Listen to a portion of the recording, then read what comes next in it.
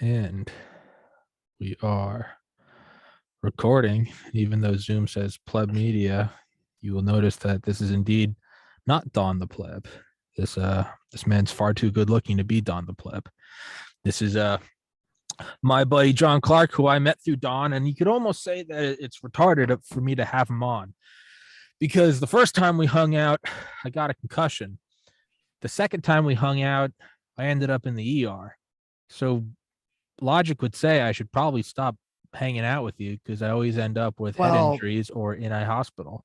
Technically, we only hung out the second time because you needed to go to the hospital. That point still stands. But so just to get to it, so before I fell into a hole and it was covered in blood and thought I was gonna die, and you guys were like, "You're such a pussy."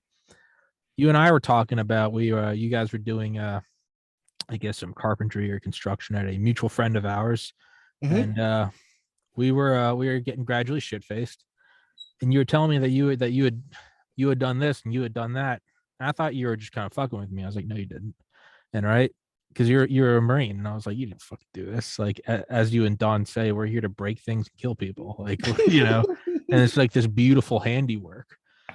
And you and I got talking, and I've told this story several times to people, and they've all said this needs to be a podcast, so that's why we're doing it. And through a rather in-depth conversation, an emotional one, you had told me that you had done enough destroying and killing in your life, and that when you came back, you wanted to create. And to me, in its most simplistic form, that was one of the most, I've done 860 plus episodes. That was one of the most beautiful conversations I had had. And it was just you and me in like a messy kitchen before or after I ordered like 90 tacos. And you got whatever I drank. What was the Taco Bell drink I had for the first time?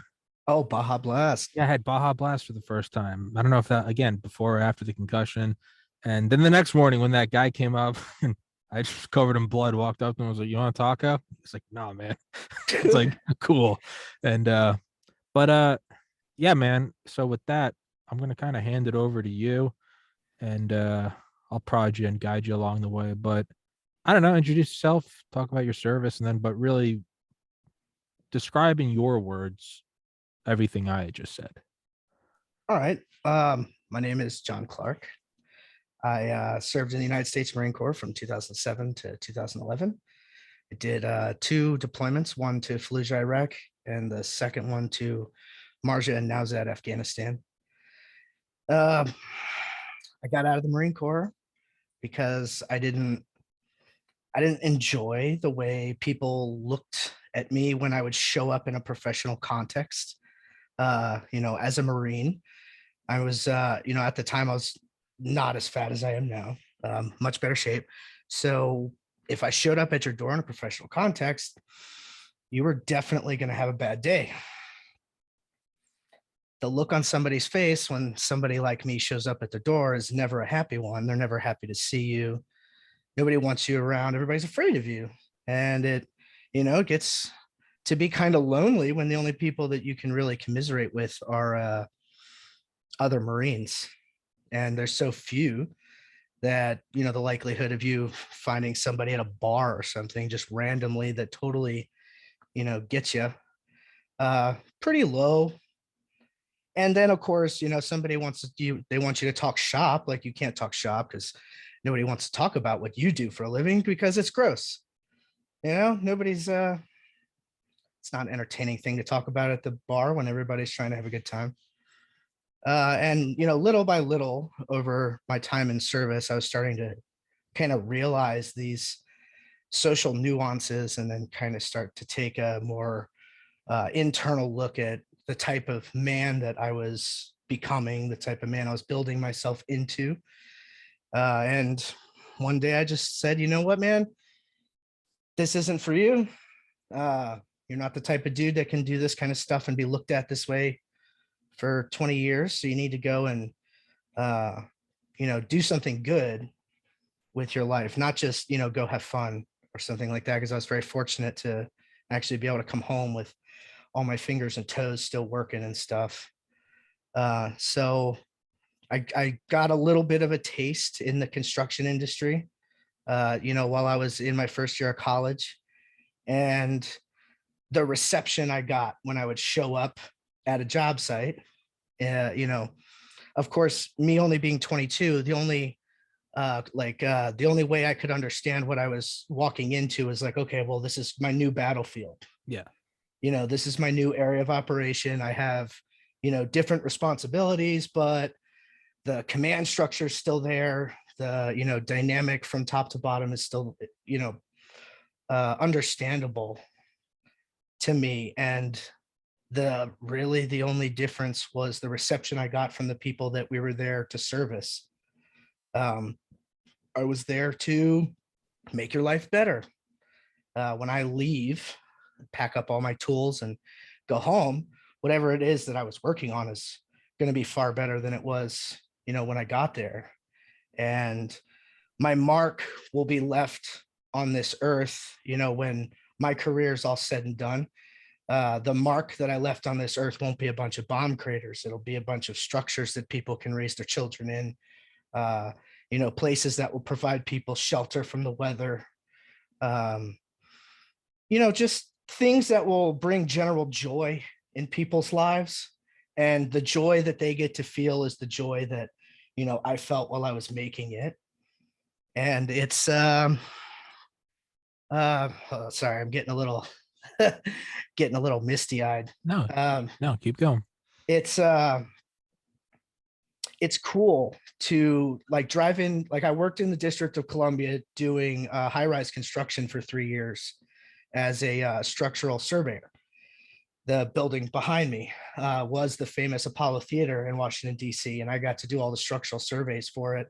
And, all the perimeter wall lines and stuff like that. It was, now there's 1,000 units in there. There's 1,000 families that are living in luxury now. And, when I drive around in Washington, D.C. after only 3 years, I can only imagine what it's like for some of the superintendents and stuff that I worked with that have been doing it for 20.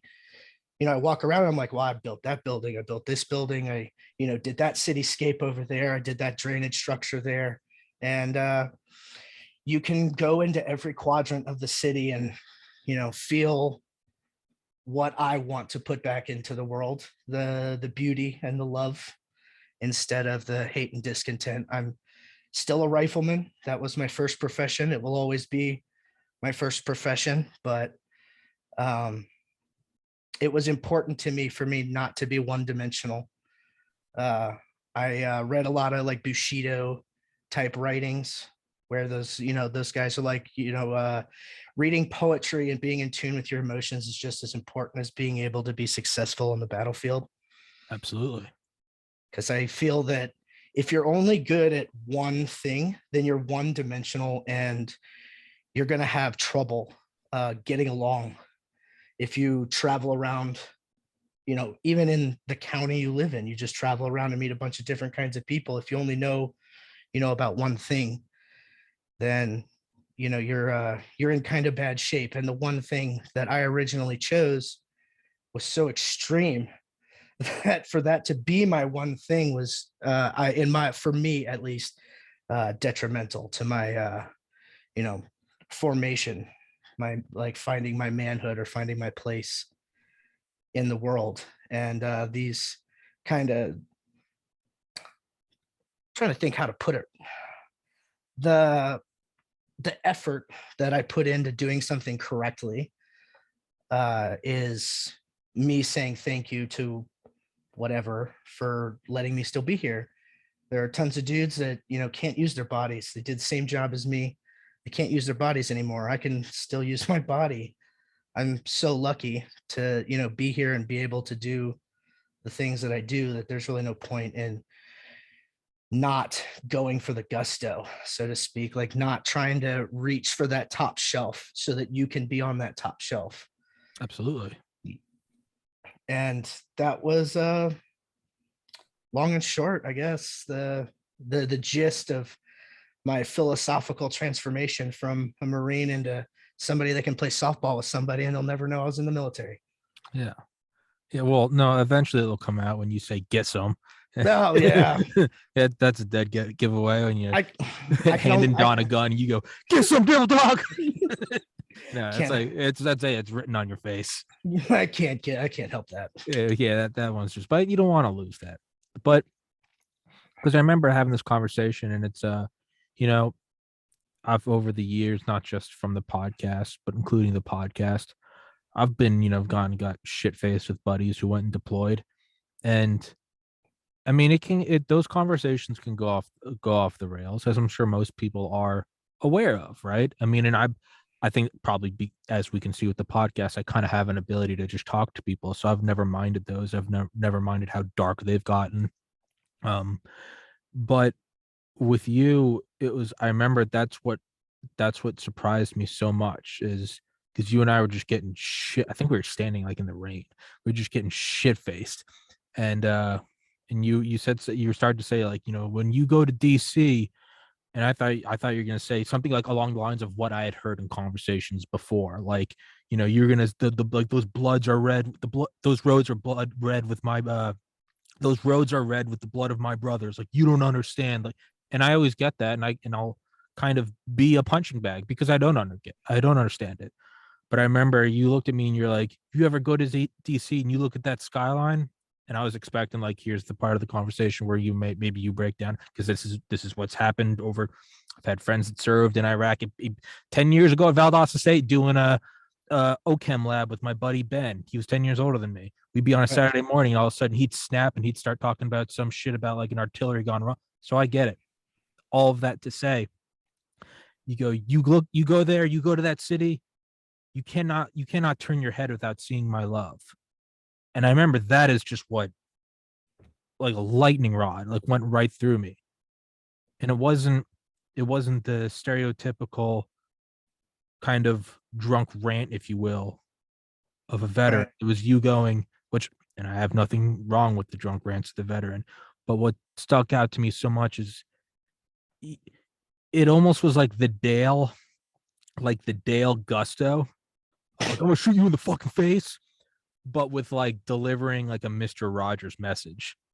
You kind of like, look at me, motherfucker. Like, I will bring love to your town.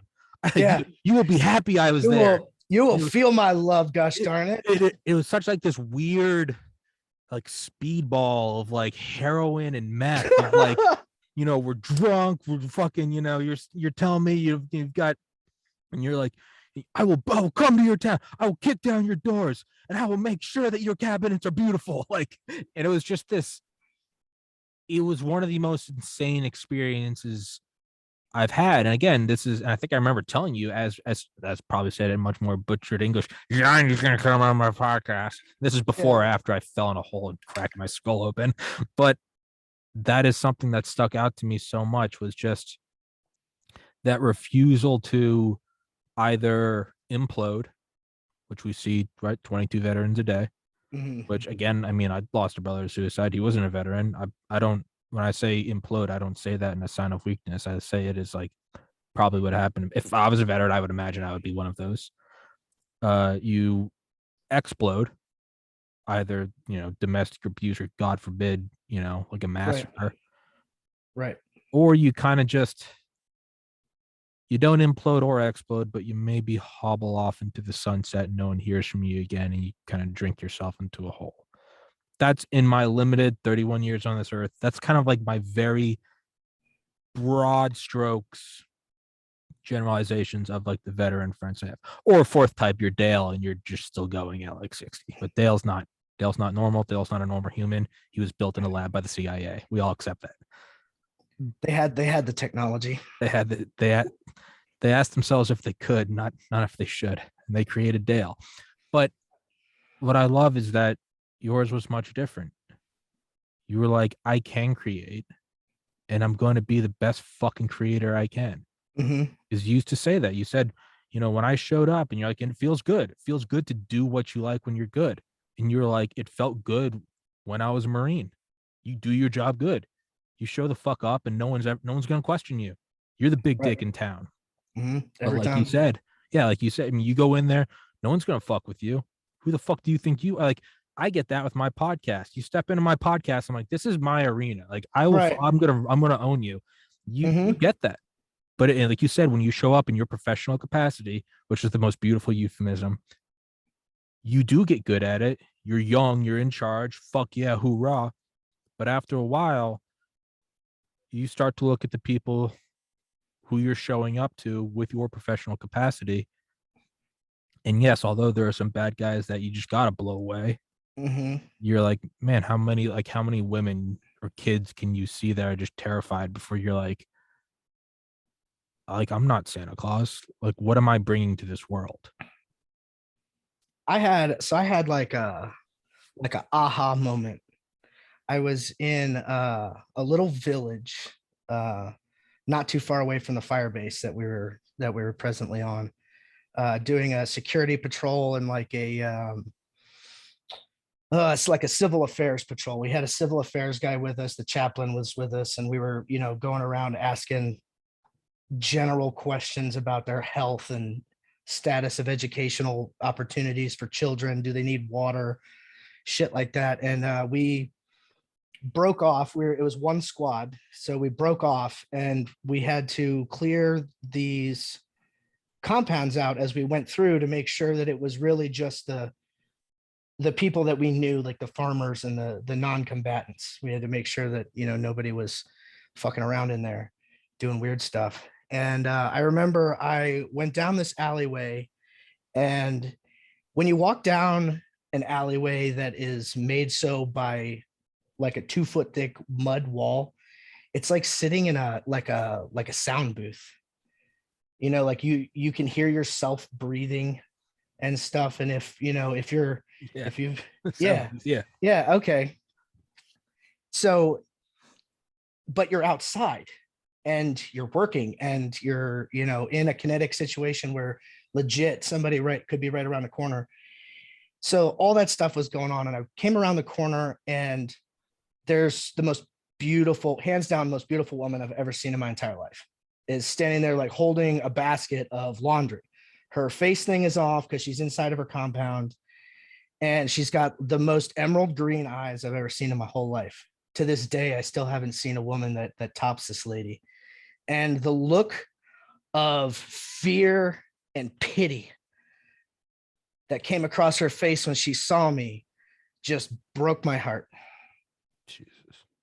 Like, I've been beat up, I've been hazed, I got put through everything regular Marines get put through to make you quit, and none of that stuff made me want to quit more than the look of just fear and pity.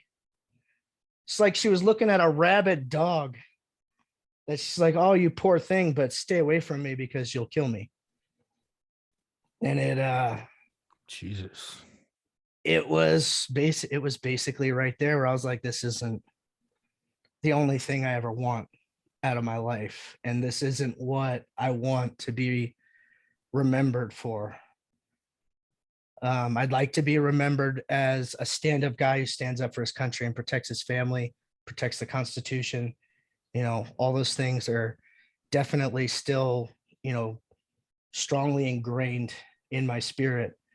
But I'd like to be remembered for being able to do those things. And after experiencing all of that, to be able to fix myself to the degree that I can then go and function and bring happiness, joy, and safety into my community. And it just became this all-encompassing, almost an obsession. I took, jobs as a janitor, which I was very much overqualified for, but I needed to humble myself and to be reminded that just because you're good with a gun doesn't mean that you're a man. Because a bullet fired from a 16-year-old will kill you the same as one fired from a 30-year-old. And then thus began the quest. I started working for free to anyone who would teach me anything about the trades. Like, that's the only rule. Don't even have to pay me. Kids don't get paid to go to school. They pay to go to school when they want to get a college degree. Well, I wanted a construction degree and they don't sell those. So you have to, you have to go and barter for it with your time, because there is no certification for carpentry. I got into carpentry and was like, well, man, I really like carpentry and I really like, geometry and math and, that type of math anyways. What can I do? Like, what things are out there that I can go and get into that'll, improve my community's standing, like either with, when they write these papers about this state has a better quality of life in this state.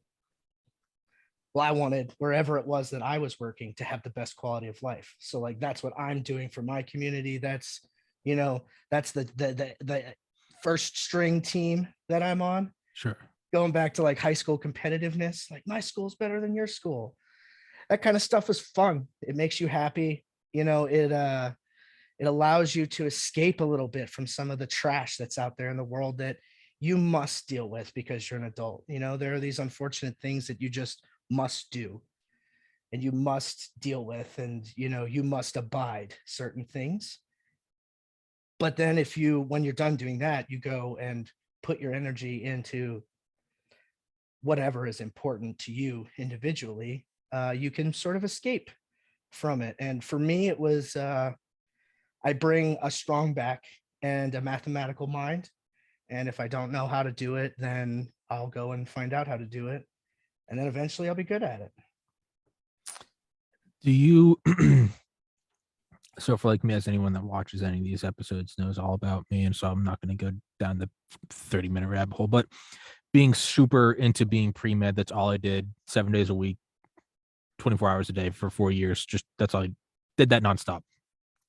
When I decided to stop doing it, which was before I lost my brother, it was because I was like, I need to do something other than just this full-on automaton, which led to just several years of drugs and alcohol and all the bad stuff. 2016 is when I moved home with my parents, and then again for several years was picking up little things, writing, video editing, Photoshop, all this good stuff.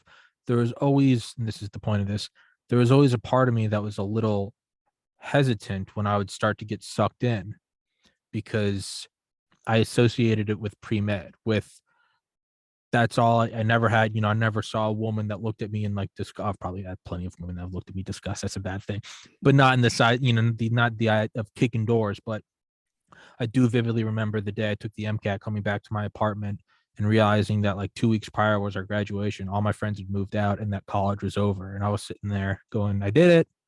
And I was just all alone. And that's one of the worst memories of my life.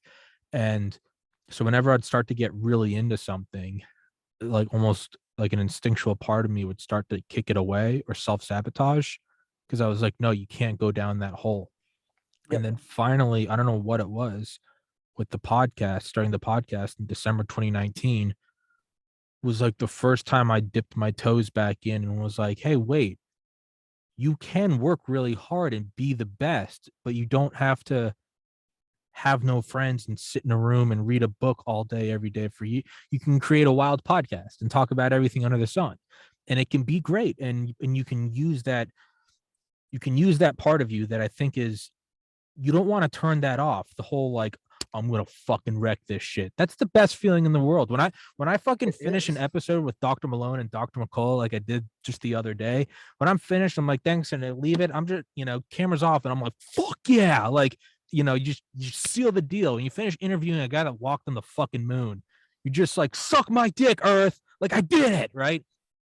That's a very important thing. That's part of being alive. You can get it from going to the gym, but man, when you've done 100 episodes, 200, and then you just get one. You get Mike Durant, the Black Hawk Down pilot. You feel like you're the fucking champion, and it's not a negative thing. So that whole rant. Do you feel that with, and I think you did allude to it when you said, climb to the next level, be with a carpentry or cabinets or whatever. Do you feel that sort of like you said, when you're a Marine, you got good at it and it felt good to get good at it. You came and people were scared, and that meant you were doing your job, and you kicked down a fucking door, and I will bring hell down if I have to. I've done it before and I'll do it again. can you extricate that from death and destruction and still have that sort of like that alpha go-getter, but instead like open up the door and being like, I'm gonna make this living room fucking shine. So Does that any of that takes, make sense? oh yeah, yeah, that makes a lot of sense. So that took several years for me to be able to I guess put it on a switch, right? I would go all in, dive headfirst into anything I was doing. And then while I was doing that, my interpersonal interactions were also reverting back to how I spoke to junior Marines, how I spoke to, people that I was working for. I talked to them like I would have if I was a Marine, which is talking down to you with a command voice. I'm not talking to you as a peer. I am here to make you do what I want or what I was told I want, which is one and the same, like 99% of the time. For me, anyway, I was pretty lucky. Some other guys, not so much. So count my blessings on that one. But yeah, it had, what, can I talk about drug use on here? You can talk about whatever the fuck you want, dude. I was Oh, on after my sweet. brother died. I was on clonazepam. I was drinking cough All syrup every right. day. I was drinking, doing Vyvanse, smoking pot, doing you fucking name it. I never did. I never did hair. I never did any hardcore heroin, or I just haven't personally. I've just never liked painkillers. Just I'm lucky in that I just don't like painkillers. Hair. I never injected anything, and I never did any like super hardcore stimulants like meth or speed, but I did all the psychedelics, did all the benzos, deliriants, the hallucinogenics, and the mild amphetamines, the mild, all the over the counter shit. I had 5 years where I really danced with the devil. You can talk about whatever the fuck you want. Thank you. So I started to have I don't want to call it an epiphany because it happened over like the course of 2 years, but it like slowly built and slowly built to the point where I realized that I was the problem. It wasn't these fucking civilians don't know shit and they're just fucking talking out of the side of their face. Hmm. It was I was expecting unreasonable things from these people that I was talking to. I was expecting understanding about things that they are not supposed to understand. Like if you didn't join the military, you're not supposed to know what war is like. That's the whole point of having an all volunteer military. But as a 22-year-old who just got out and won, I mean, more or less, like I felt like I won the fucking Super Bowl. I made it home from Afghanistan from taking 2 cities from a bunch of fucking Taliban faggots. I'm like, fucking, I just won a goddamn Super Yeah, Bowl, hell yeah. motherfucker. Like, hell yeah. Don't tell me shit. Nobody tells me shit. And Yeah, that was a problem because I'm still only 22 and all I know how to do is fight. yeah.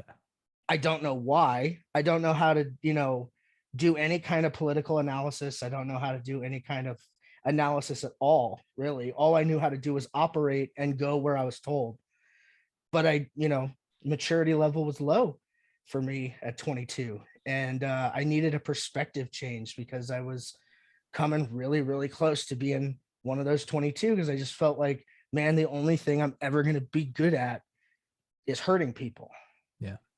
And I'm trying everything I can think of to be good at something else, like anything else.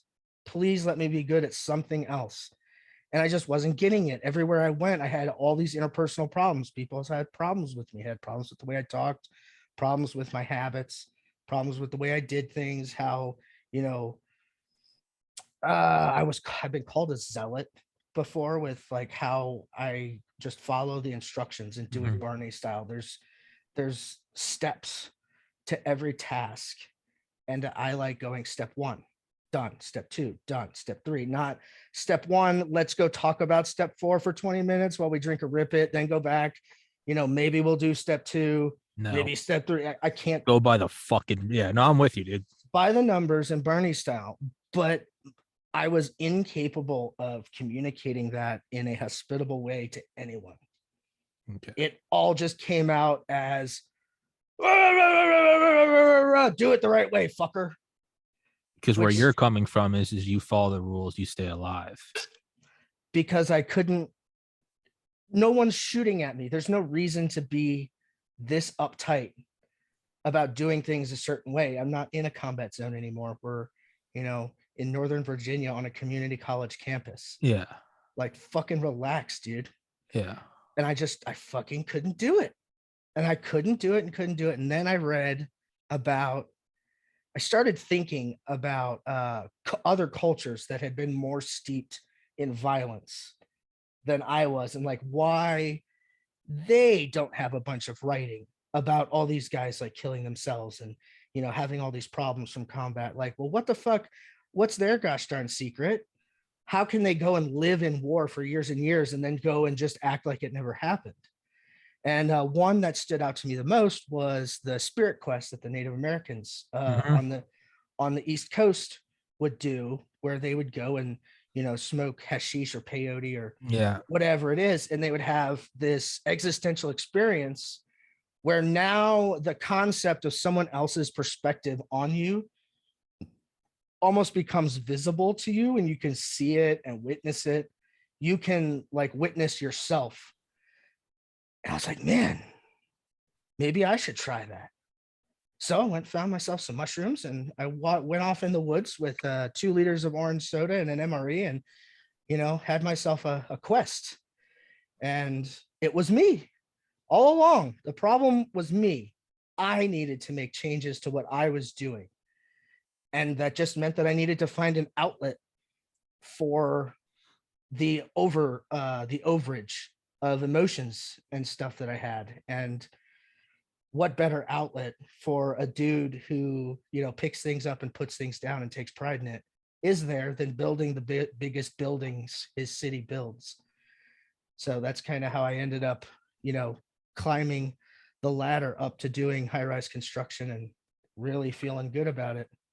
What Duncan Trussell says. If you're walking around and you're at the mall and it just smells like shit, and you go and visit your parents and it smells like the whole world's just shit. He's like, the world might be shit, but before you write off the whole world, maybe you should look at the bottom of your shoes and make sure there's not shit. And more often than not, you'll go, oh, okay. And yeah, I have to check myself all the time. I'll be like, man, this sucks. This sucks. Am I just being the rainy cloud? I mean, Spirit Quest, right after like the day after I graduated college, I went into the woods with a friend with I don't think we had orange soda. I think we had a couple Subway sandwiches or a couple public subs, and yeah, ate a ton of mushrooms and just sat in the field for 7 hours. And that's when I realized that life could be love. That was my biggest takeaway. That life, it didn't have to be Yep. painful. Because Yep. when I was pre-med and studying, if I finished studying early, I thought something was wrong. I'm like, no, this should hurt.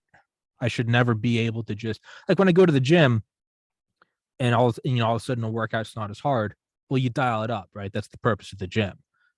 But I had that where like I'd have a 4.0. I'd be acing classes that other people were struggling to get a D in. But Mm-hmm. if it didn't hurt, I'd be like, why am I finished early? What am I gonna do? Go enjoy myself? I'm gonna Yeah. go. What kind of madness is this? What am I gonna go flirt with some girls at a bar? What is this black magic? Like, but that was my big realization. That was like my spirit quest was like that life can be love. And unfortunately, it took me like another 6 years to start the podcast. So there's a whole lot of hell to go through first. But Is what it is, man. It took me almost a decade to get to a point where I was confident enough to actually share my thoughts with anyone. man, once you get to that point where you kind of start to iron it out, and like Mm-hmm. I still have mine, like I'm still working through them. But God, it feels good once you start to really, and in a way that can really only take like a decade to get through. It's not something that you fix in a month. No, no, But you got when to really want it. well, like you're someone that does construction, I mean, this is like going down and redoing the foundation. Like, yo, we're knocking down the whole fuck. Yep. We're not putting some band-aids. We're gonna bulldoze this building. We're gonna dismantle it. We're gonna have to, get 1,000 dumpsters and dump trucks. We're gonna go down. We're gonna put, steel piles into the ground. Then we're gonna lay cement, and it's gonna take a while. But goddamn, this building is gonna be able to withstand a hurricane. And when Mm-hmm. you go down and quote unquote fix yourself, on that sort of spiritual bedrock, yeah, it's still a long like journey back, but you're building something that's made out of fucking diamond. And like even if no one else can ever understand it, like Yep. you know what it like you know for you it's carpentry. I know with me it's like building this podcast. To me it doesn't matter if nobody understands it. I'm like, you don't know the backstory to this, and I don't give a fuck, because this Nobody thing is has like to. rock solid. Like Mhm. I'll fucking beat the shit out of you with kindness and love on my podcast, like, but I will wreck you. And yeah, man, that's just, yeah, I don't know kind of where I was going with that. Love, love is important, and if you don't have it, then you're gonna have, you're gonna have trouble. Like everyone should love something or someone. Uh, if you don't feel like you have that in your life, the rest of your decisions that you're making day to day about what you're going to do with yourself, all your future plans, all that kind of stuff, it's going to be like one-sided. And if you're not doing it in a way that allows you to cohabitate with other people, then you're just setting yourself up for a very lonely failure. And that's a huge reason, I think, why there are 22 veterans that, you know, sadly take their lives every day.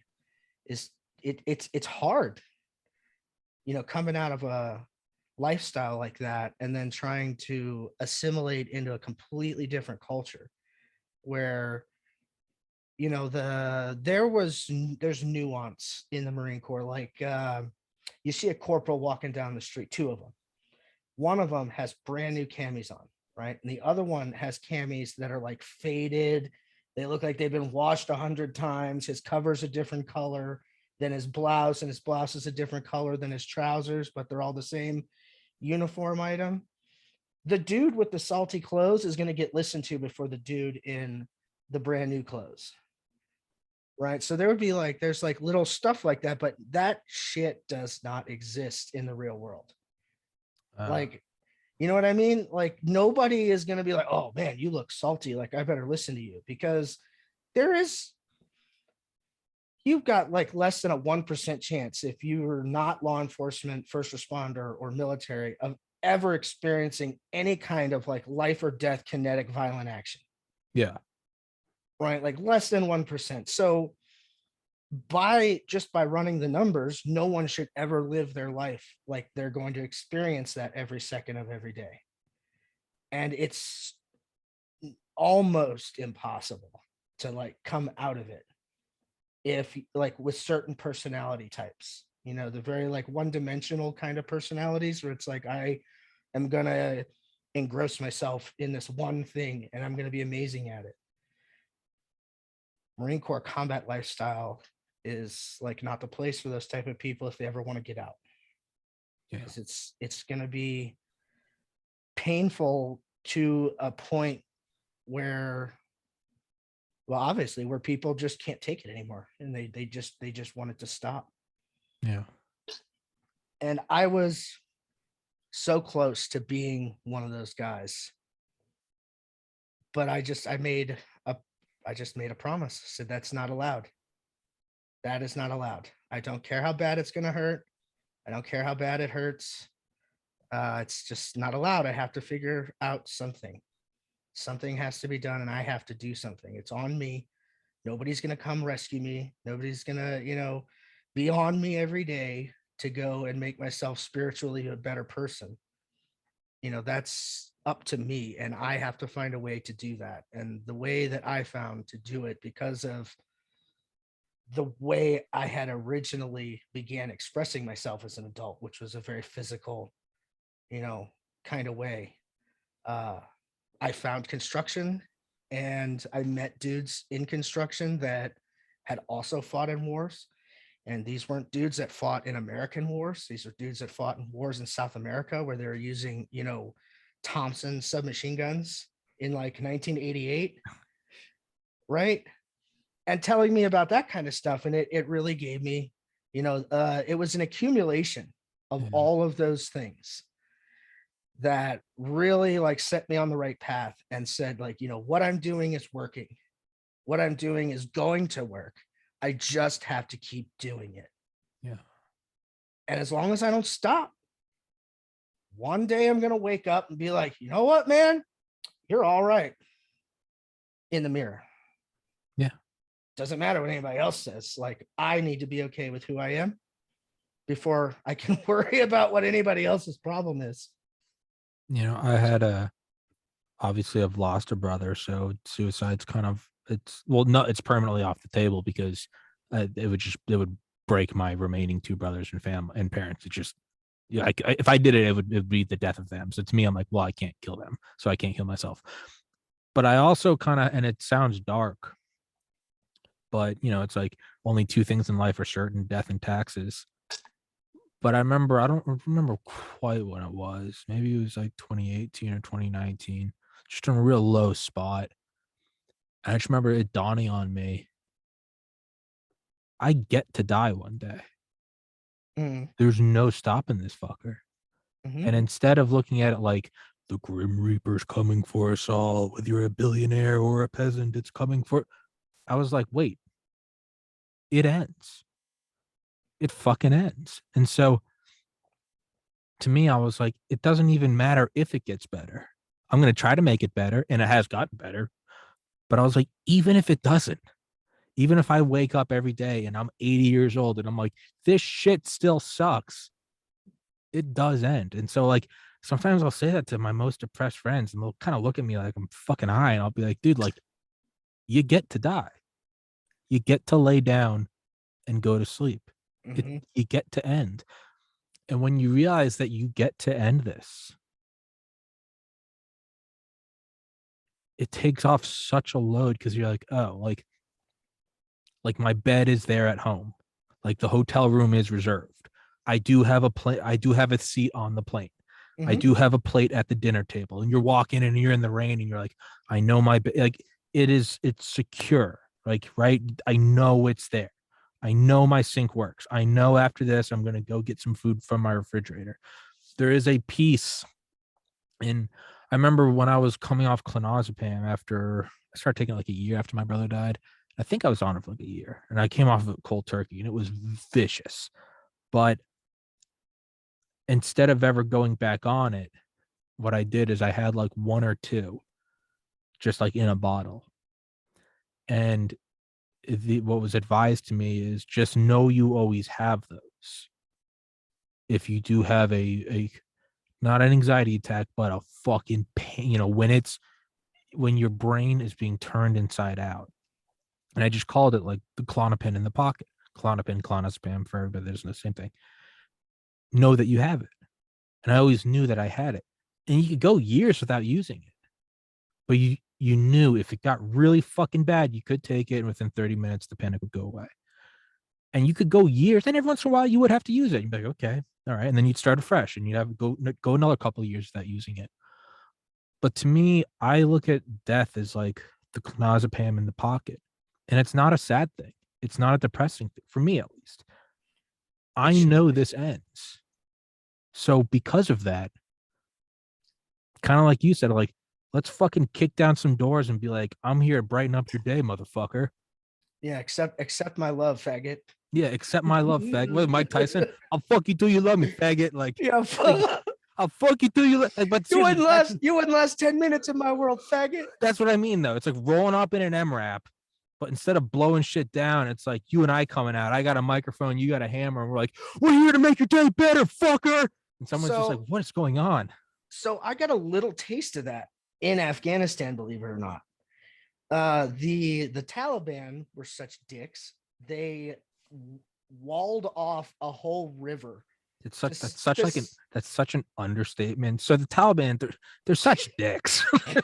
Sorry, but okay, walled off a river. they walled off a whole river so that people downstream wouldn't get any because they refused to give them the taxes they wanted. Oh, they are dicks. They diverted a whole fucking river. I mean, all right, it's like the Rio Grande, but creek Sure. type river thing. But still, the only water that any of these people got for all of their fields came off of this river, and they just walled it up. So we ordered a couple well drilling like rigs and had like hired some dudes from Kabul to come down and start drilling these people wells. So they would come running out because they would see us unloading the shit and know what it was somehow. Like we weren't there for bad stuff; we were there for good stuff. And it was a completely different sensation having kids come up. We opened up a school in Iraq that hadn't been open in years, and this kid, when we rolled through the town again, we had to dismount and walk next to the trucks because everything was so cluttered and stuff. And this kid comes up to me and shows me his report card, and I have no idea what he's saying, but he's, excitedly showing me this report card. And it was, the combination of those things kind of really, I'm trying to think of the right way to It's like describe the a like glimpse into roller coaster. it's a glimpse into like a parallel life. You're there killing and calling in artillery strikes, and then all of a sudden you're bringing water, and a little kid's coming, almost like, Dad, look at my grades. And it's like, what black hole did I just step through? And that kind of stuff happens to honestly anyone that's ever been outside the wire. They will almost 100% of the time have these, Surreal. 180 flips in emotional readiness. You go from being a machine that's there to, mechanically dispatch enemy combatants to Uncle Ruckus. Hey boy, how's it going? Yeah. And it's without any kind of guidance, those emotions like are really tough to manage. As a young adult, which I was 20 when I was in Iraq. I turned 22 in Afghanistan, and I joined up when I was 18. So like I had the emotional depth of a senior in high school on my second deployment still, because it was just, the Marine Corps is like being a Marine is like living on Mars. None of the rules that anybody else had to follow, you had to follow. I had a license plate from North Carolina and a Virginia driver's license because I'm the feds. And then for that to be over because you realize that there is like something intrinsically wrong with what you're doing, to you anyways. Yeah. Whether or not it's real is debatable, but to me it was real, and there was something just intrinsically wrong. I realized I thought I realized my government's just, if it's politically convenient, they're just going to leave me out here. Yeah. Something happens, I call for help, and they told me all the time coming up, if you follow the rules, we'll have your back to the hilt. If you do everything by the numbers, you follow all the rules. Did I mention if you follow all the rules? Yeah, no man left behind.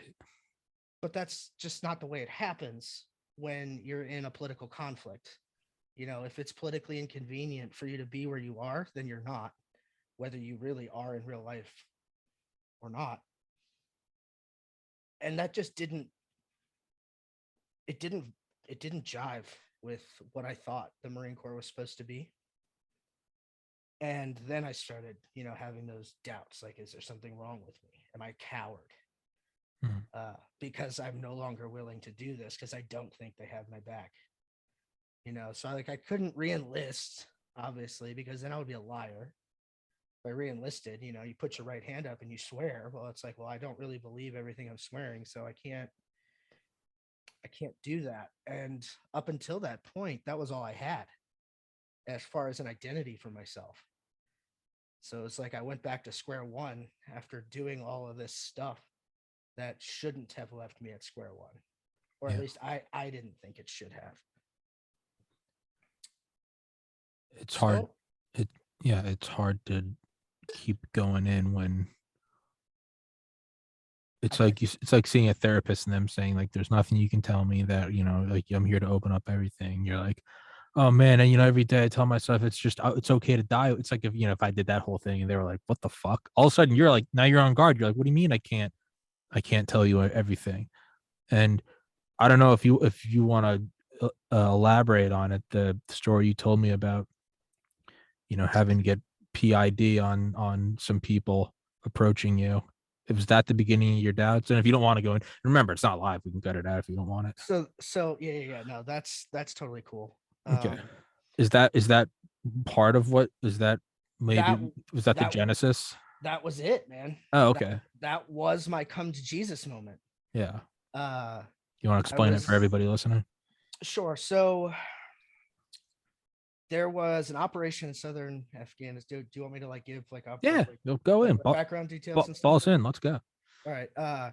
So there was an operation that was launched by Barack Obama to send 40,000 troops into southern Afghanistan, and I was amongst the first of those 40,000 to reinvade southern Afghanistan and go and take these towns away from the Taliban that had made gains on previous Marine units for various reasons. Um, and the main supply route that went up into the city from the fire base that was supplying the southern portion of the city kept getting blown the fuck up. Everyone that went up that road just got blown the fuck up. So then they said, well, we have a bunch of artillerymen hanging out on this fire base, jerking off in the trailer and stuff. Why don't we send them out and have them just like live on this road? Sure. That sounds great. So we drive our fucking MRAPs up there and we set up like with 800 meters of dispersion, three men per truck, 4 men for the truck with the dock in it. And we'd stay out there for 2 days on and then 1 day off. And then we'd switch. And sister squads would come and relieve us. So one night this was after the Taliban had sent a mentally handicapped teenage boy or man, I can't remember which, I wasn't there, at our sister squad to our south, and they did everything they were supposed to do to stop someone from approaching them, and he did everything you weren't supposed to do, and he ended up getting shot. He had to be shot because of the actions that he took, and I won't go into all the detail because there was some uh, argument as to whether or not it was a clean shoot. I don't really want to get into that part, but Sure. the situation existed, and he was dead. So a couple of hours later, our sister squad starts taking machine gun fire, and they are engaged in a somewhat of a gun battle. And obviously, everyone else on the route is now on high alert. We're getting reports of V beds coming up on our position, reports of mortar teams maneuvering on our position. At one point, we got told stand by for incoming. Like, we think they just shot at you and mortars are inbound. So all this stuff's going on, and the sun goes down. So now it's dark as shit. It's a cloudy night. Can't see anything with the NVGs. It's all thermals. Can't see shit. But what we can see is a big thermal signature on an abandoned compound that's like 150 meters away from us. And there's like 30 dudes. And all we need for PID to engage these guys is to light them up, see that they have weapons. That's it. We need an aluminum canister to pop over top of them. We can have PID on them and start engaging at 150 meters, because 3 Marines with a machine gun and 2 M16s is going to do a lot of damage from 150 meters to 0 meters. The alternative to that was wait until they literally climb on the truck, because it was so dark we couldn't tell if they had weapons or not, like until we were actually touching them without any kind of illumination. And I called for fire for a while, several times, and I was denied every time. And in, I guess, brushed up like radio operator speak, I was basically told you're on your own. Like, hope you don't die. And we all, looked at each other and we're like, well, the only thing we have, we can't retreat. We can't give up this position. We have to hold our position, because if we give up this position, the Marines that come down this road tomorrow are going to die. So we have to hold this position. Well, it was an honor serving with you guys. We all said our goodbyes, made our peace with whatever we needed to make our peace with, dropped the combat locks on our doors, and just waited for the assault to come. And we ended up shooting a shitload of pyro up in the air as like a last ditch effort to get PID with some kind of range. And the way that my squad leader did it was he got out of the truck, dismounted from the truck, and started going up and down the road, trying to get a better angle to shoot the pyro so that we could see. And the only thing we can figure is that by him doing that and then seeing the pyro come up from so many different directions, they thought that there were a lot more Marines holding our position than there actually were. And they actually ended up running away and not assaulting our position. But when that was all said and done, everybody, was like, man, that was lucky. We're all like, man, that was so awesome. Like, I can't believe that just happened. And then it was kind of like, hey, why were we put in that position? You motherfuckers were just going to leave me here. And then I was like, well, I've already given my word, so I'm going to do what I gave my word to do, but not an ounce more from here on out. Like, I'll finish the deployment, but fuck off. I'm done. If that's the way this shit works, I don't accept that. I'm not, call me a pussy or coward, whatever you want. That's the last thing anyone would do. I'm the, if I was there, I'll tell you what, you saw me, I fell and hit my head on a brick and thought my life was over, and you and Don cleaned me up with like Taco Bell wrappers. But one thing I remember when you first told me this story, and it was, so maybe this is my own mind, maybe I'm a sociopath, I don't know, but and again, this is as someone who has never been remotely near anything that could even be slightly classified as a reflection of combat. I am your white suburban boy.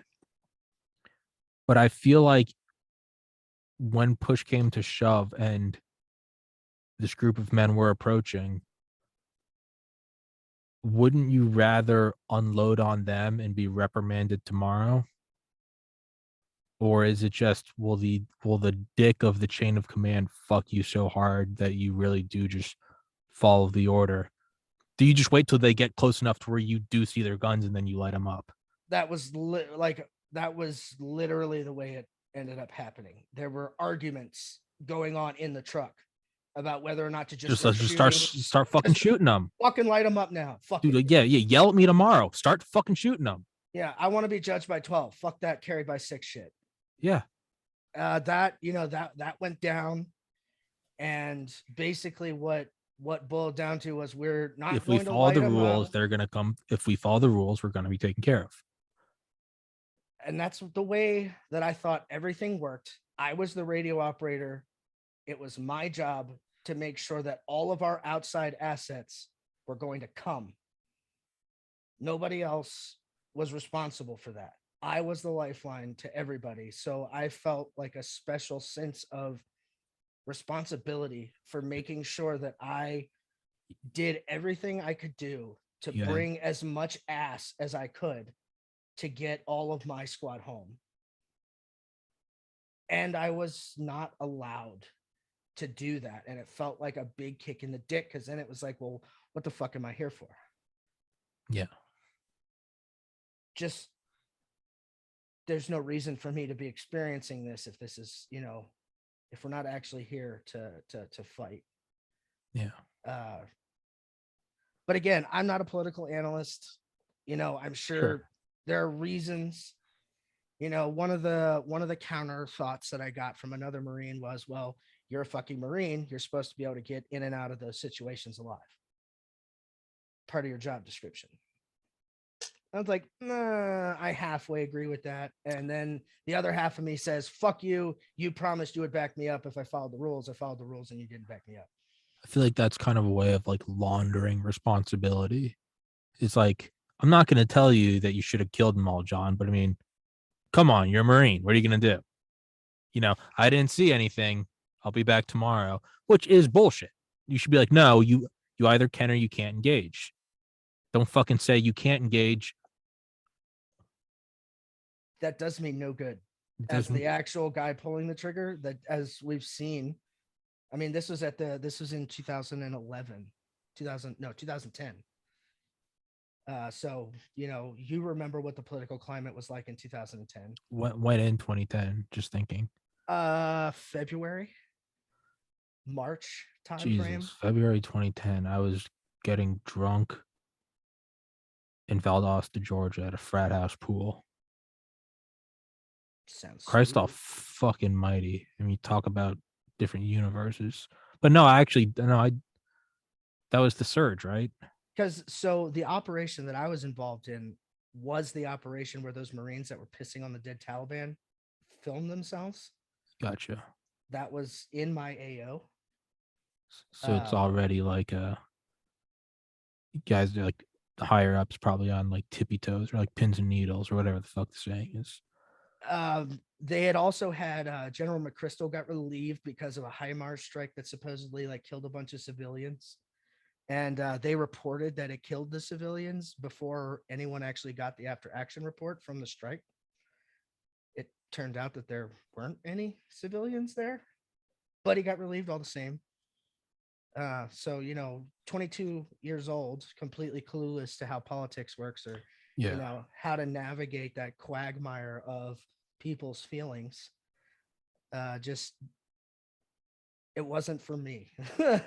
Yeah, you're just like you're the end of a finger of one hand on an arm of a $1 trillion war fighting machine that's going up against the fingers on the hands of arms of other $1 trillion war fighting machines. And it's like, how does one cell in my stomach, it's digesting Burger King, possibly comprehend like trying to coordinate a podcast and getting guests and lining this up and texting you and hey, he's not sorry, this guy's he's I know this one's running late, so I got to move this to here, send this email, and I got this, and I'm gonna upload here, and this is the description. I'm gonna how can like a bacteria in my gut who's just like take the carbohydrate in and we cut it in half, like how can something like that possibly understand like what my life is, and in turn how can you understand the nuances of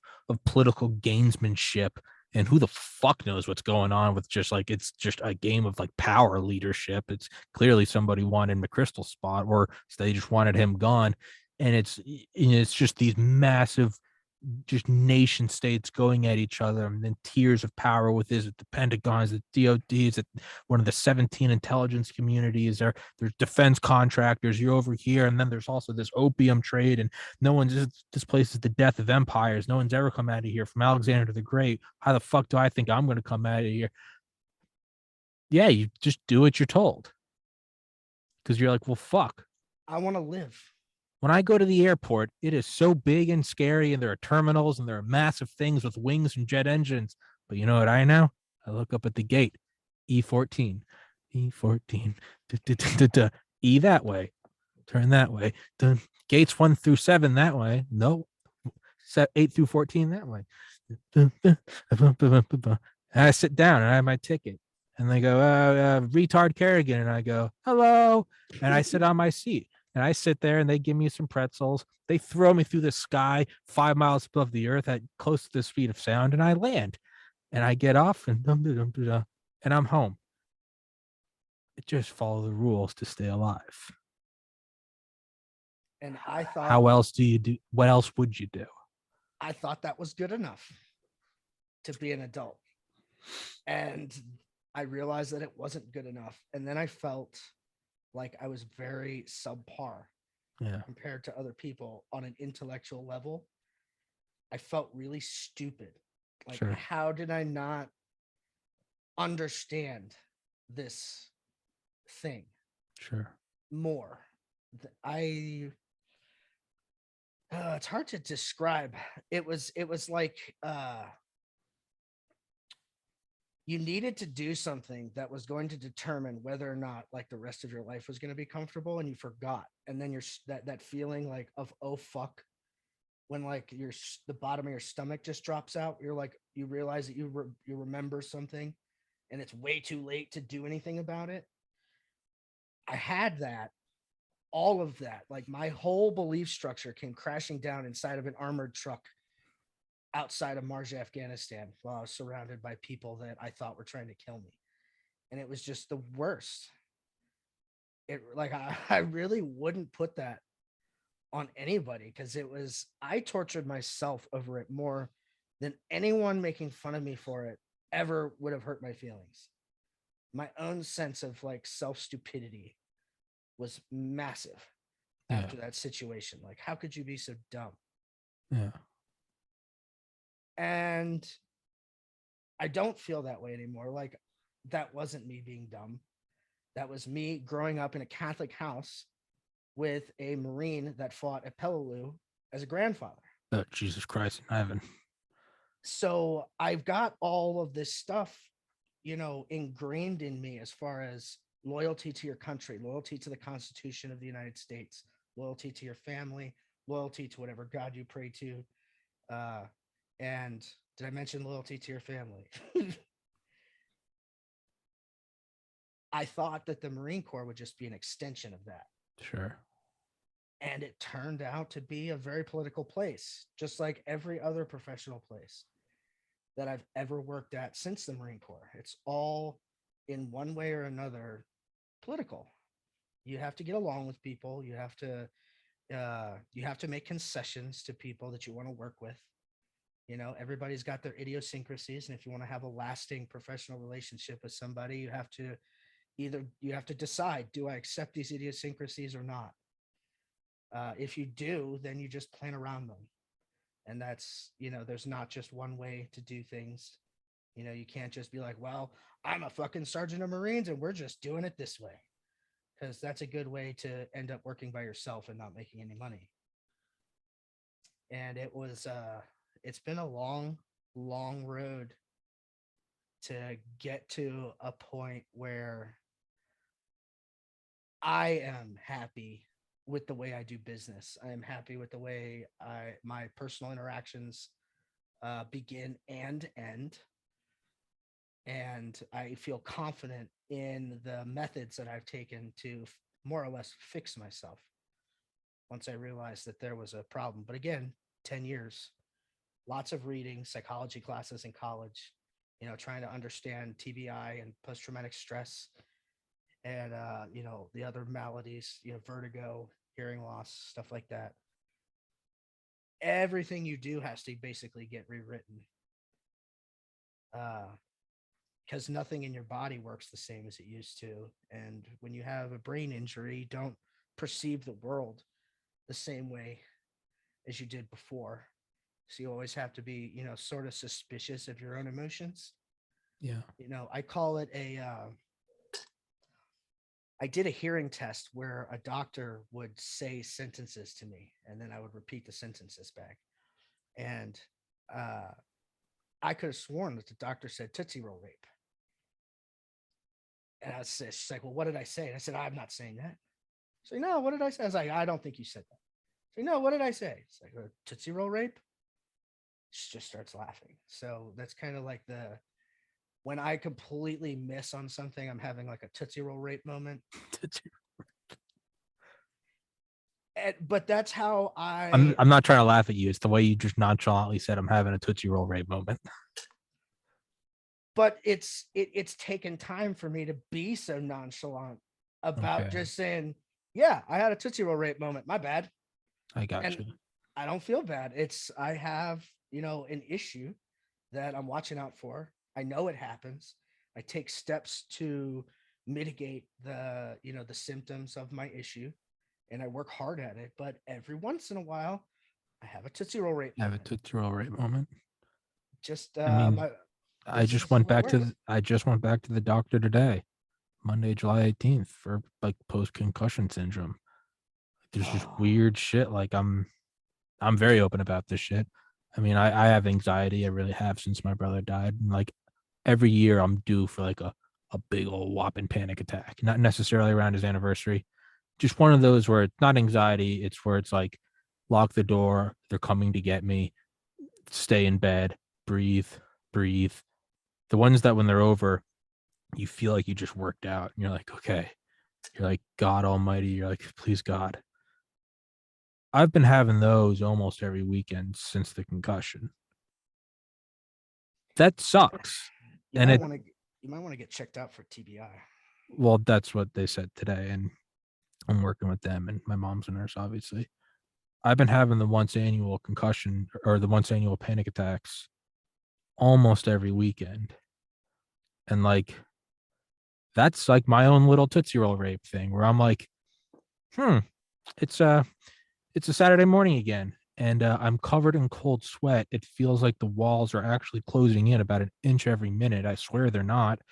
Wow, I'm calling the doctor for the third straight Saturday, saying, "Is there anything you can prescribe me?" For the third straight Saturday, I'm texting my mom saying, "Hey, I'm not calling today. Like I'm too scared to talk on the phone. Can you just pray for me?" That's my Tootsie Roll rate moments, and they fucking suck. And mine's not even from serving my country. Mine's from falling in a goddamn window well because we just couldn't drink and smoke enough. But regardless, it is that. So I want to don't having issues like that. They don't just come from combat, Yeah.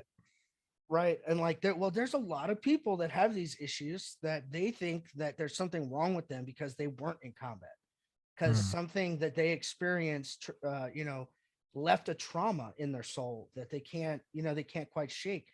And perspective is everything, right? If your life has been going along, la la la, friendship, and then boom, like something that somebody that lived in the ghetto deals with every day happens to you, that's the worst fucking shit that's ever happened to you in your whole fucking life.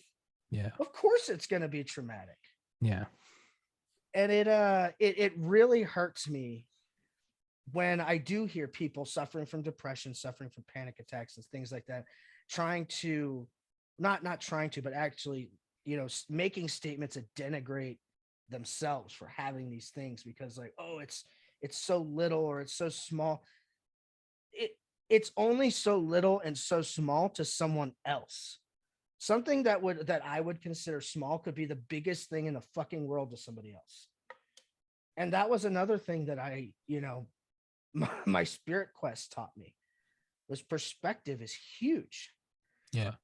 And when somebody wants to share with you something that they find traumatic or difficult, uh, you should always, if you've suffered also, you should always be willing to sit and talk with them, because talking about it until it's not a big thing anymore, until you can be nonchalant about anything that's wrong with you, is one of the most, in my opinion, one of the most important things to mental health, is for you to be so in control of the concept of your issues, where that you feel like you have power because talking about it doesn't bother you. It's just a thing. Everyone's got a thing. Your thing is this thing. Yeah. I mean, I remember summer 2020, May 2020. I had to put down my dog. I was living with my parents, but my parents brought it down. Obviously, brothers don't, they're been out since they're in college. I moved home, but I'm 30 years old. I'm there. I had to put down Oscar. He's 17 and a half. He's my fucking homie. And I had known Dale for about a month and a half at that point. Now I've known Dale for 2 years. He's my buddy. I had barely known Dale. Any relationship we had was still in a, hey, thanks for coming on the podcast, blah blah blah blah blah blah. And I just remember like crying, and I like texted Dale at like 10 in the morning. No, I texted him at like noon, which is midnight his time because he's in Bali. So Dale's probably like, who the fuck is this faggot blowing me up? And I was like, Dale, I miss my dog so much. I remember immediately thinking, this guy this guy has done black ops shit that would make your head spin. But Dale also trains canines. And I remember he texted me Yeah. right back and said, they're your best friends, man. And like that's always stuck with me. Like Dale, who could have been like, delete my number, you pussy excuse for a man. But and who knows? He probably did say that, but at least he texted me and said like they're your best friends, man. And like it is, it trauma is subjective. Hugely subjective. And the longer, so somebody like Dale, who's, you know, Fucking who James is James Bond. who he is, Dale is knows, and always has been. Dale always will be, and he always I'm was. I'm sure that he has a very firm grasp on what trauma is I'm sure. and what it does to the human brain. So that's always be supportive. If you have any kind of positive feelings towards somebody and they're expressing trauma to you, you should always be supportive, because you're just a fag if you don't. Yeah. Don't be a fag. Yeah, don't be a fag. Give him a hug. Yeah. Fucking Kiss him, faggot. Do it. And I guess we'll and as I'd love to have you back on, but we'll wrap this one up with. So after I fucking fell in the window well, it cracked my dome, and I'm like, I'm good. You go, Tommy, you're bleeding. And I'm like, yeah, I'm sure I'm bleeding. And I walk inside and I put my hand to my head, and my hand's just like glistening. I'm like, oh, like that sobers you up quickly. And I'm like, fuck, we might have to go to the hospital. And you're like, I think we gotta go to the hospital. And Don comes out, and you go, we might go to the hospital. Don's like, what's the matter, faggots? And he like comes out, he comes up and what do you guys do? He fills his hand with salt and then smacks the back of my head and goes, did that hurt? And I was like, no. And he's like, well, it's not good. And he's like, dump some vodka on it. And he goes like, he's like, can you still feel your back or something? He was like, what was he doing? He was like scratching my back. He's like, can you feel that? And I thought it was supposed to hurt. And I'm like, no, I can't feel it. So you guys are both scratching the left side of my back and going, can you feel that? But because you guys had just dumped vodka and salt on my wound, I thought feeling had to be pain, right? And so I'm like, I can't feel it. And you guys are like, oh, Jesus Christ, like we have to go to the hospital. He can't feel the left side of his back. And Don goes, you can't feel that at all. I go, oh, I mean, I can feel your fingers. And he goes, Jesus Christ. He goes, tell me. You guys are just looking at Don's got his shirt off. You're smoking your vape. There's Taco Bell everywhere. And he's like, Don's voice, listen to me, faggot, you're going to be fine. And then I remember he starts to walk away. And you and I we're not done yet. We still got a lot of beer. And I'm sitting there covered in blood. And I go, and for everybody listening, this is when we had done like a fundraiser, and Dale was there, and Dale happened to be in the house we were in, sleeping downstairs with his beautiful wife, and he had a long flight the next day. And Don's walking away, and I remember I looked at you kind of quietly. I go, Dale would know what to do, and you go, Dale would know what to do. Just kind of consoling me. So I look at Don, and I go, so if anything else happens, I'm just gonna wake up Dale. And Don just stops on a dime, turns around, and goes, do not wake up Dale.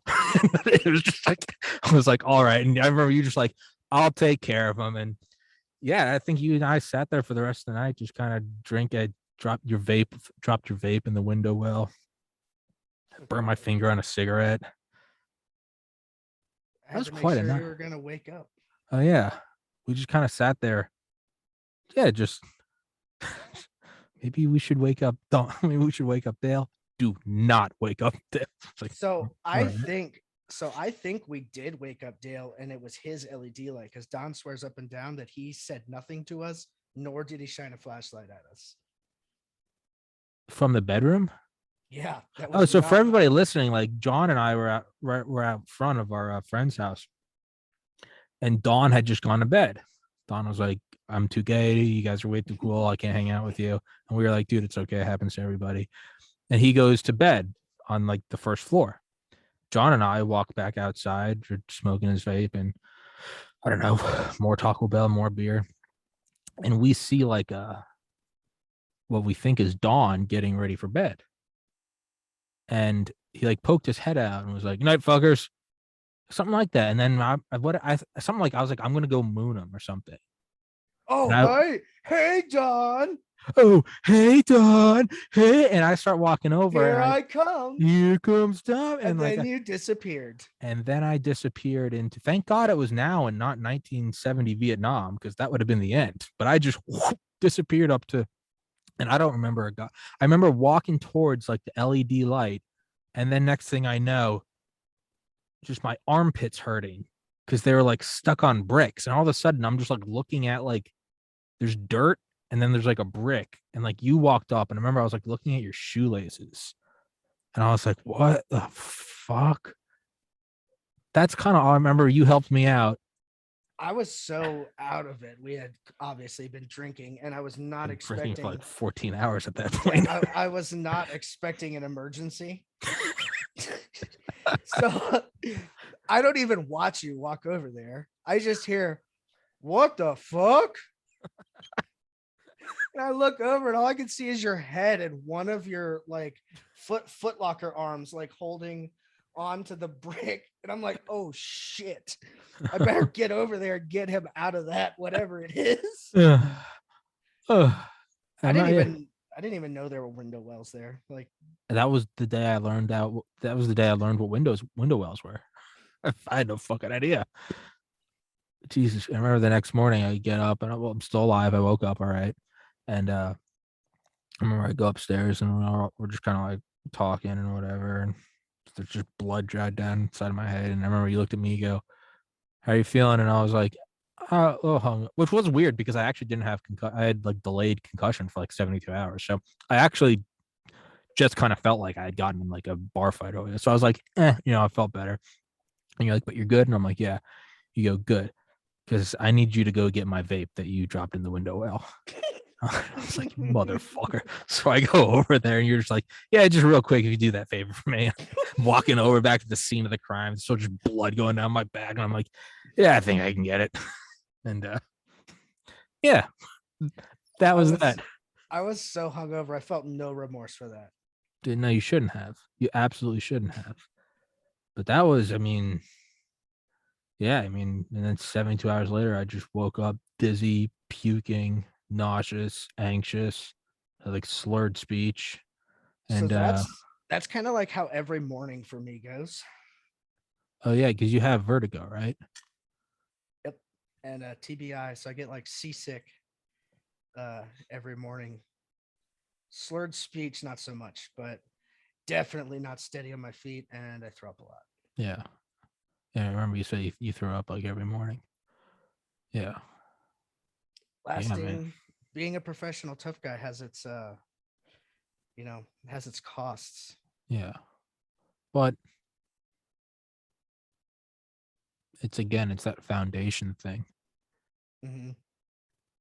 You can't get to where you are now where you can with a straight face talk about slowly being surrounded by enemy combatants and thinking your last thoughts to joking about Tootsie Roll rape or to having no remorse about throwing me back down in the hole to get your vape. Like it takes you don't get to that point like easily. No, you have to work for it, and you have to want it. Like, the most important thing is you have to want it. You can't do it just because somebody else said you were fucked up. Yeah. Like, you have to accept that you're fucked up, and then you have to accept it is your responsibility to fix that. Like, if you No one's decide, coming. right, nobody's going to come fix you. You have to do it. And when you do it, on the other end of that, you'll be like, damn, I have so many years left. Oh yeah. And now I I can fucking say as many wiener jokes as I want and not go and show my ass in front of a bunch of fancy people. You know, you play Ghost Recon, right? Because that's one of the things you and I were talking about, right? Ghost Recon Wildlands. Mm-hmm. So I played it a lot last fall 2021, and then I became a PC fag this January. So recently, like the last month or so, uh, like I started playing again. But now that I had played the game, I had a whole new way of going about it. And starting on the top left, I'd go to one region. I'd go get all the intel from all the different lieutenants and the intel caches.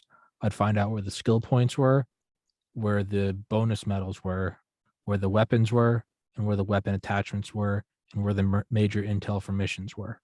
And maybe take about an hour per section, clear it all. And I wouldn't touch a mission. Move over to the next one. Because at this point, I've already beat the game several times. sweep through the whole thing, get the intel, find the guns. Doesn't matter if I don't even want it. It's like forward grip for a pump action. I don't give a fuck. Give it to me. I want 100%. Mm. And you just sweep through the, and I did it and put it on the gaming channel. There is like the full like 50 hours of me doing it, but I swept through the whole thing. And if you had just been looking at it as someone who's like, how far along are you in Ghost Recon? They'd be like, what, is this kid retarded? You've been playing for 15 straight nights and you're still at 0% completion on the campaign.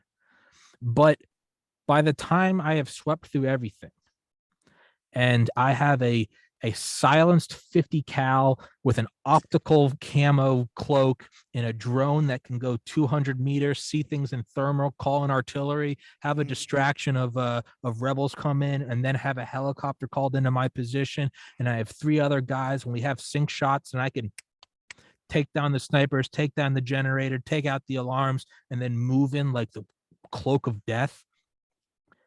To me, that's the 10 years of foundation. Is like, where am I now? I'm 31. I live in a 700 square foot apartment. I have 10,000 subscribers. On paper, you're looking like, okay. But I know I'm laying that groundwork. Because I've done pre-med, just like I've played the game. I've done it before. I know that groundwork and prep work, prep the battlefield, takes all that time. And then when I want to beat the game, I think Stoli and I beat it in like a night. We just went through mission after mission. You couldn't, we're just going through like a goddamn hand of God. All of our guys are invisible. We're flying from 10,000 feet up. We're calling in artillery. Car bombs are going off. We got noisemakers over here. We're doming motherfuckers. All of our gear is leveled up to 30. I'm shooting through 2 MRAPs to hit a guy. But you can only do that when you do all of that background. And then someone, let's say that maybe someone that never played Ghost Recon, they might look and go, how the fuck are you just moving through like that? And it's like, dude, an untold amount of like, now granted, this is a video game and we're talking in hours as opposed to years, but that's kind of how I look at this. And I'm saying it confidently. Really, I'm saying it confidently because it's not like I'm telling you how I made my first $1 billion, because it still hasn't happened. But like, I look at it with like video game and I can't help but feel like I'm moving through all the regions. I'm getting all the bonus medals. I'm getting all the Kingslayer files. And everyone else is like, what are you doing? You're 31. You got into medical school when you were 23. Like by now you could already be a practicing surgeon. And instead, in my mind, I'm like, oh, baby, now there's something much better coming. And what they haven't seen yet is the optical cloak, the maxed out Desert Tech HTI. Like, oh no, like I'm coming with the fury of God. This analogy is excellent. And only people that will know Ghost Recon will be in on it. The rest of you faggots don't know. We're speaking in code. I did that same thing with God of War 3. Yeah. I went around, and by the time I actually started doing the game, I had like the best sword in the game, the best armor in the game. Only way to play, dude. Health in the game, and I just raped every boss in like 5 minutes. That's the only way to go. Just Cause 3, I'll go through and I'll unlock the fighter jet, unlock the respawn. I'll add like the nitrous. Only in Just Cause can a plane have nitrous, but like, you know, I'll unlock everything to where I can just spawn it and have everything. And again, you look at 2 weeks of gameplay and you'll be like, nothing's unlocked. You're in the same little region. And now that I've actually, because I used to do this on Xbox, but now that I've got PC, now I can actually, I'll do the same thing for everybody listening. It'll be like a 2-week process. And then you get in the fighter jet and you take off.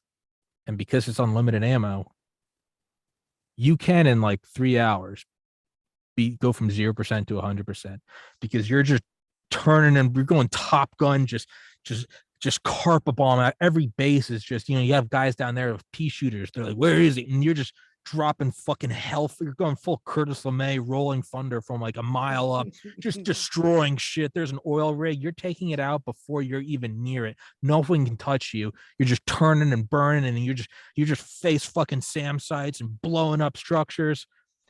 But again, lay all the groundwork. Slow, long, tedious process.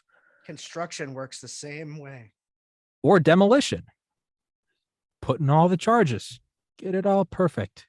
You will have been there for 3 months and it won't look like you've done shit. And then And the then facade in goes up. 2 weeks, boom, there's a building. Yeah. But it took 3 months of bullshit underground that no one can see, of you crawling around in the dirt, like getting everything sorted out. So when that building did go up, it doesn't fall over like it does in Mexico. Yeah. Yeah. Or Bolivia. But like, Yeah. I mean, but obviously I've always loved skyscrapers. And I remember watching in a site I used to visit in high school is a skyscrapercity.com. And I remember when back then it was the Burj Dubai, but when the Burj Khalifa was approved and everybody was like, fuck yeah. And like, I started watching it in like 8th grade, maybe. And it was like, first, it was just like clearing the construction site.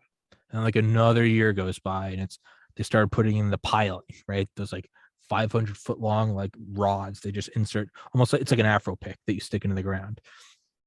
And then like another year after that, they like all the surveyors are there and they're using the lasers and making sure it's. And then like another year after that, they lay the foundation of the Burj Khalifa and it's the weird like lotus petal thing. And then the first floor kind of starts going up. And you're like, well, maybe it's. And then once they get like the base floor up, then in like 1 year, it goes from like 0 to 80 floors. And then like the next 6 months, it goes 80 to 180. And then the glass facade and aluminum cladding go up, and all of a sudden it goes, and it's just like this sparkling mega structure, twice as tall as the World Trade Center. And you're like, what in God's, how the fuck? You're like, gee, isn't modern technology that's sure something else? But no, it's like by the time it happened, I was a senior going off to college. When I started watching it, I had like braces and a bowl cut. But it's the same thing. You're just laying the groundwork. And then you take on the campaign at level 99 and just skull fuck every boss to death. Everybody on that job's getting used to everybody, because when you first show up on a job, it's almost never just one company. There's always subcontractors in there. Yeah. Having to get used to like how that company works. Yeah. Like this building was a Clark construction project. Anybody from DC knows Clark Construction. They're kind of a big deal. I am not of those Clarks. I actually got yelled at my first day on this site because my 6-foot stick ruler that I had my name on it. Well, my name is Clark. The guy grabs my ruler and is like, "What you doing stealing our shit?" I was like, "That's not yours. That's mine." He's like, "Well, your name's not Clark." "Yes, it is." "Let me see your driver's license." So I show him my driver's license. And then he started, "Oh, I'm really sorry. I'm so sorry, Mr. Clark." Because I'm the fourth. So I assume like when he saw John W. Clark the fourth, He's like, oh, he's geez. like, "Oh shit." And it's like, well, no, I'm not that one either. I didn't correct him. I was just like, "Oh, it's okay. It's okay. It's all right, child. It's all right. Ominous. Yeah. Give me my ruler back now, please. Keep my ruler now back, faggot. Accept my love. But yeah, literally, accept my love. Everybody gets to accept it. You can't go into a quadrant of that city without feeling it. Goddamn right. And pretty soon, where I'm at now in sunny Texas, will be a similar story. Fuck yeah. Can't walk around on this place without feeling my love, because I've touched everything now. Like Johnny Appleseed, you're just scattering it left and right. And it's all groundwork, man. Learning to be humble is a hard thing for some guys, especially like alpha personality. Sure. Dude, being able to be humble and still, without denigrating yourself, right? Like without debasing yourself, but still being humble, is super hard. Yeah. To accomplish. But if you can't accomplish it, it's highly beneficial. Yeah. For really everything that comes along after that, because every new piece of information that you get exposed to that pertains to your struggle or your fight, you'll be more open to it, because you don't think you know everything.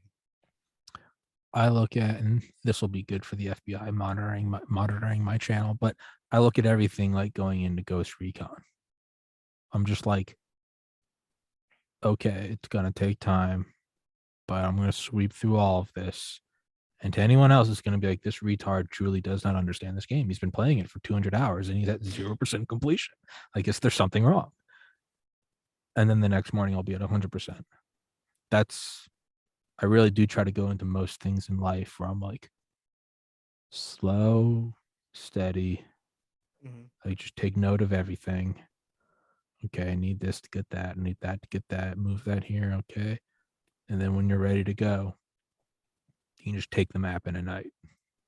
And it is a humility, but there's also nothing more exhilarating than when it's just like, when I do that, when I complete that last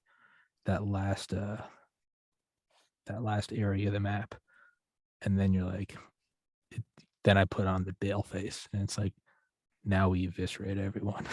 you truly move through like a cloak of death. You just have like a rack of gaming clothes with a fake mustache, like hanging there.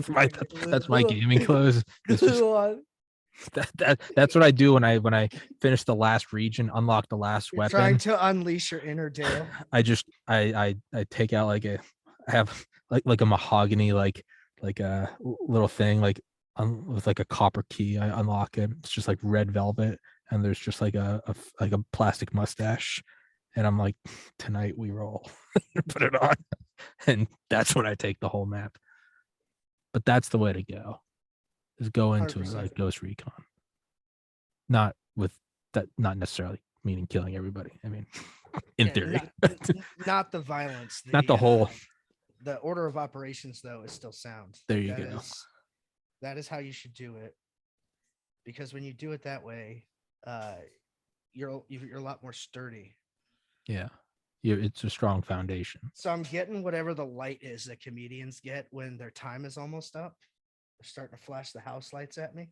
Oh, hey, Dawn, fuck off. Dawn, hey, fuck you. You're in my basement. I'll tell you when the lights go on and when they come off. We're in Tommy's basement now. You're in my basement now, bitch. Tell Dawn to fuck off. But actually, I do need to get some food.